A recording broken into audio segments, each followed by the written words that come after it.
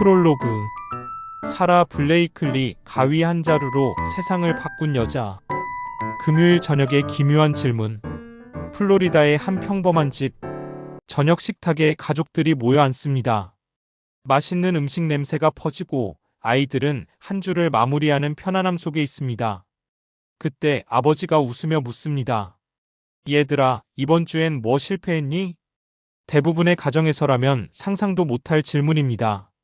보통은 이번 주에 뭐 잘했니? 혹은 시험은 어땠어?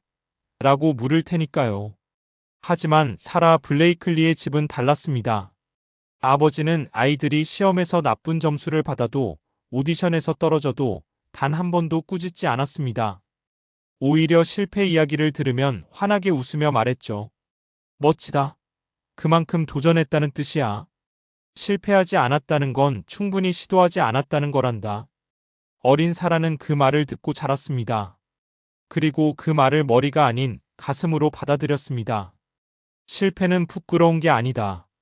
실패는 도전의 증거다. 하지만 세상은 그렇게 따뜻하지 않았습니다. 일부. 현실이라는 벽. 사라는 똑똑했습니다. 성실했습니다. 꿈도 있었습니다. 그래서 로스쿨에 지원했습니다. 변호사가 되어 세상을 바꾸고 싶었으니까요. 결과는 낙방. 괜찮아, 사라는 스스로를 다독였습니다. 아빠가 말했잖아. 실패는 도전의 증거라고. 그래서 다시 도전했습니다. 이번엔 디즈니월드 오디션. 공연 예술에 대한 열정이 있었거든요.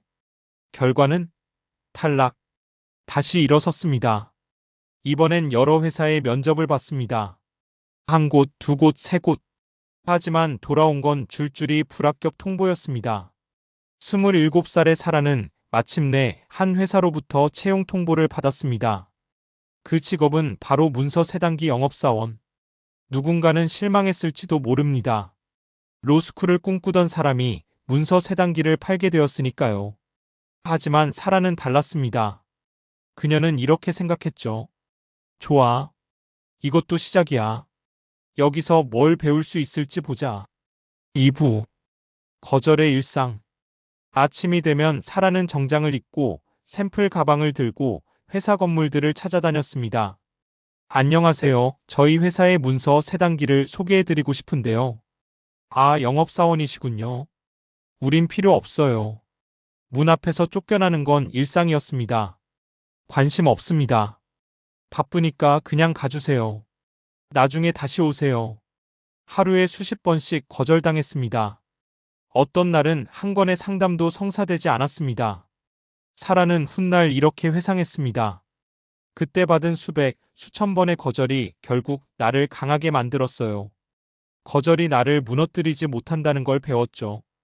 그저 다음으로 넘어가면 된다는 걸요. 하지만 그때는 그렇게 느껴지지 않았습니다. 그저 막막하고 힘들고 때로는 자신이 초라하게 느껴졌습니다. 그렇게 7년이 흘렀습니다. 7년 동안 사라는 문서 세단기를 팔았습니다. 그리고 그 7년 동안 그녀는 거절의 면역이 되어갔습니다. 나중에 그녀는 말했죠. 그때의 경험이 없었다면 스팽스도 없었을 거예요. 3부. 운명의 가위질. 어느 날 사라에게 친구의 결혼식 초대장이 왔습니다. 플로리다의 더운 날씨, 야외 파티. 사라는 클로짓에서 새로 산 흰색 바지를 꺼내 입었습니다. 몸에 딱 붙는 슬림핏이었죠. 거울 앞에 섰습니다. 그리고 한숨을 쉬었습니다. 이게 뭐야? 라인이 예쁘지 않았습니다. 속옷선이 드러났고 군데군데 울퉁불퉁했습니다. 사라는 한참을 고민했습니다. 다른 옷을 입을까? 하지만 이 바지를 입고 싶었습니다. 그때 그녀의 시선이 서랍 속 스타킹에 머물렀습니다. 잠깐만. 사라는 스타킹을 꺼내 들었습니다. 그리고 가위를 집어들었죠. 가위로 스타킹의 발 부분을 싹둑 잘라냈습니다. 그렇게 만든 임시 보정 속옷을 입고 다시 흰 바지를 입었습니다.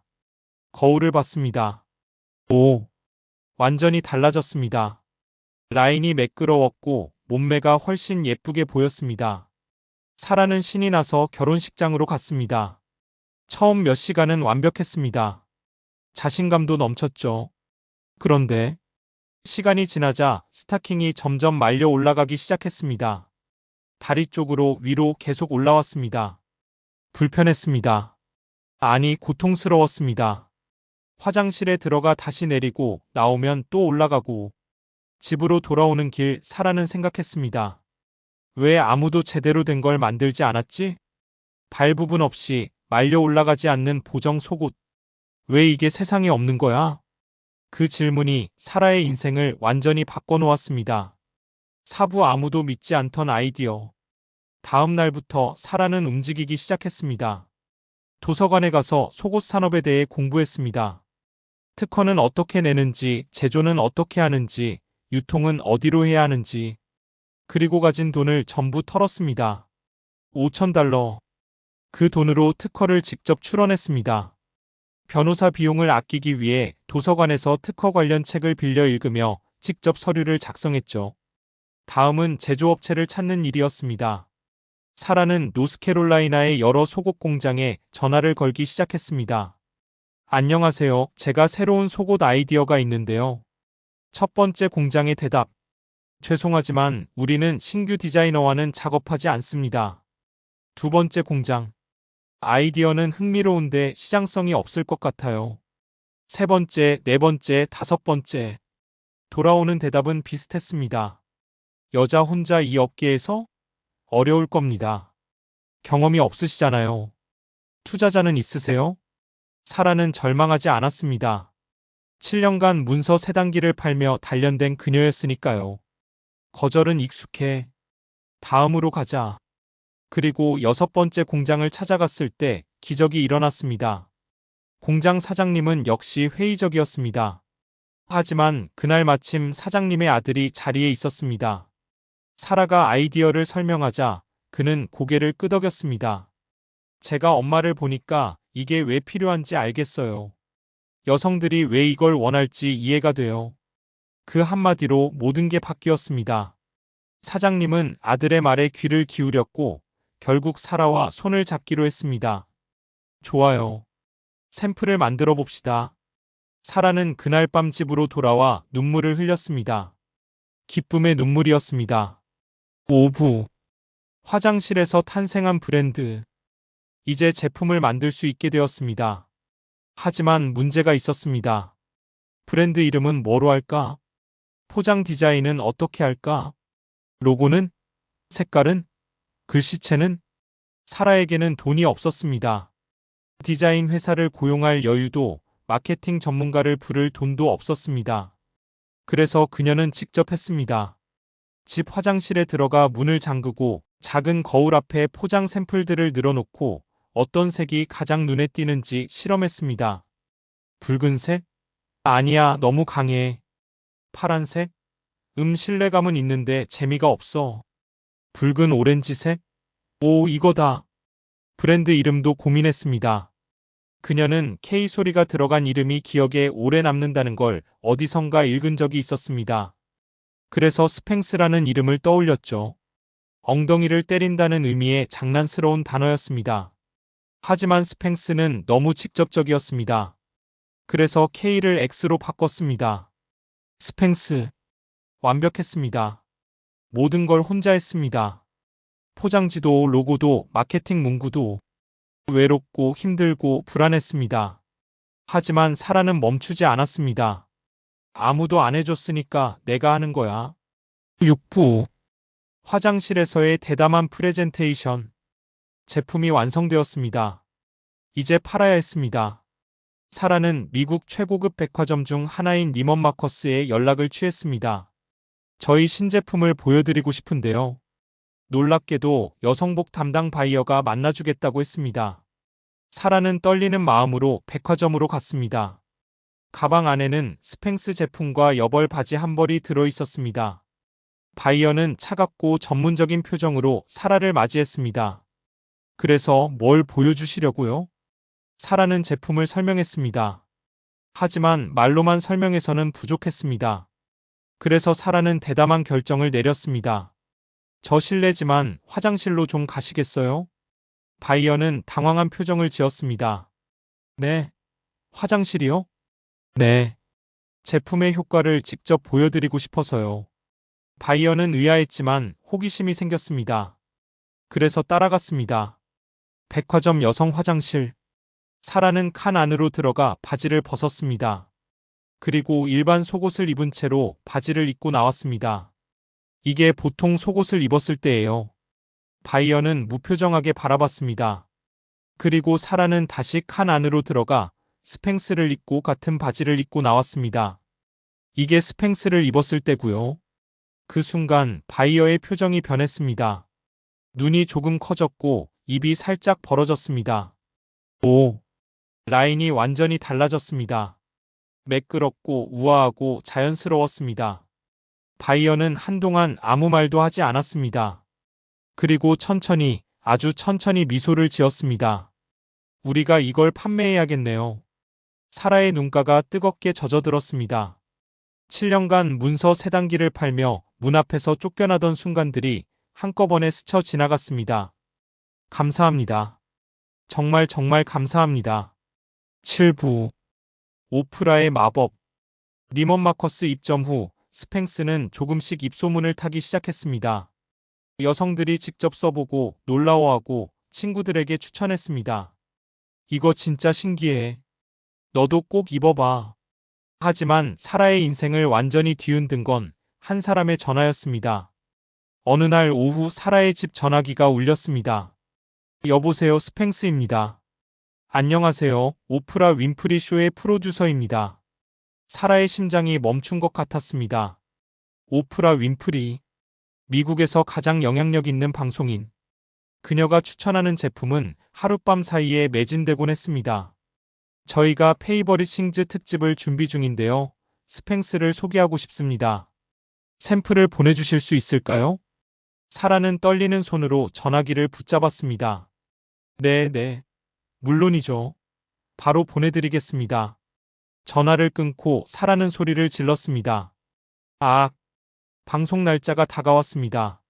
사라는 긴장한 채로 TV 앞에 앉았습니다. 그리고 오프라가 말했습니다.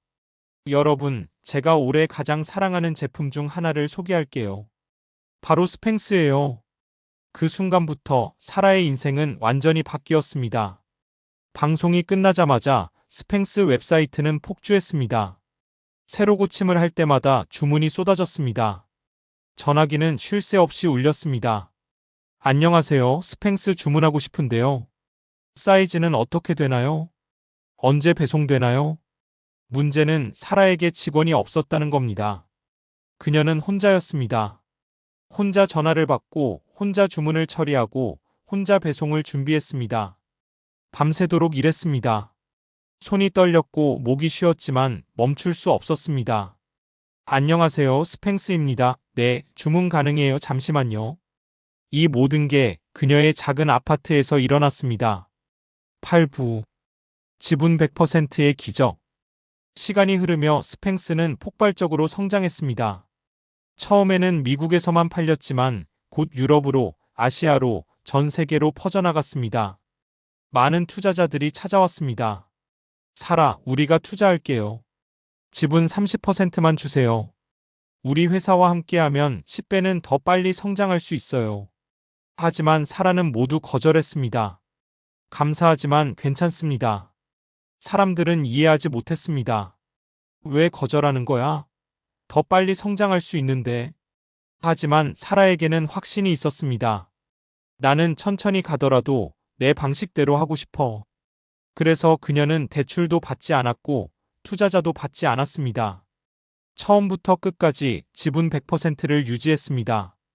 그리고 2012년 사라 블레이클리는 포브스가 선정한 세계 최연소 여성 자수성가 억만장자가 되었습니다.